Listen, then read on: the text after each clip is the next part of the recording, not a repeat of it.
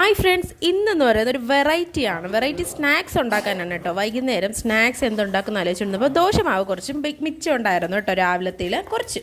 അപ്പോൾ അതിനെ ഞാൻ കുറച്ച് റവയും ഇട്ട് അതിലേക്ക് കുറച്ച് സവാള അരിഞ്ഞിട്ട് കുറച്ച് മുളക് പൊടി, കുറച്ച് ജീരകം, കുറച്ച് ഉപ്പ് എന്നിട്ട് അതിന് നന്നായിട്ടൊന്ന് യോജിപ്പിച്ചതിന് ശേഷം തിളച്ചുകൊണ്ടിരിക്കുന്ന എണ്ണയിൽ ഷേപ്പൊന്നും വേണ്ട കേട്ടോ, അങ്ങ് ഒഴിച്ചാൽ മതി, ഇത് റൗണ്ട് ആയിക്കോളും.